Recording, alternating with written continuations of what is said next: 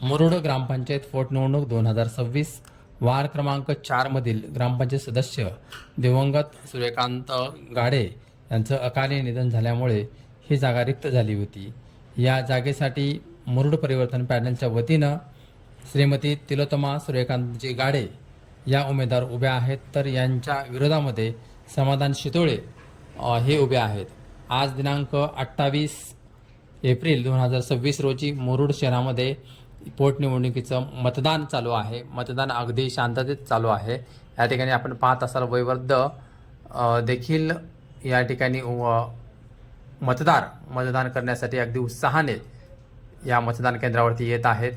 मतदान केंद्रावरती गर्दी जरी दिसली नसली तरी देखील सर्व जे मतदार आहेत ते येऊन आपले मतदानाचं कार्य या ठिकाणी पार पाडत आहेत। आपण हे दृश्य मतदान केंद्राच्या बाहेरील दृश्य पाहत आहात। या ठिकाणी मतदार आपलं मत देण्यासाठी, आपला उमेदवार निवडून आणण्यासाठी या ठिकाणी प्रयत्न करीत आहेत। अगदी शांततेत या ठिकाणी मतदान चालू आहे। या ठिकाणी पोलीस यंत्रणा देखील सज्ज आहे।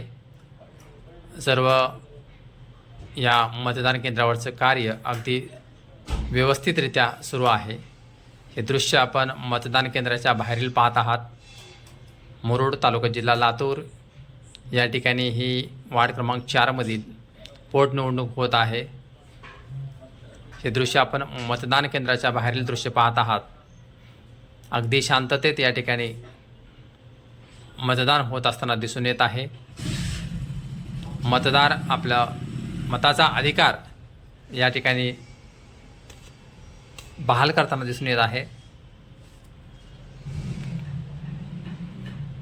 अगदी खेळीमेळीच्या वातावरणामध्ये ही मतदान प्रक्रिया मुरुड शहरामध्ये या ठिकाणी संपन्न होत आहे।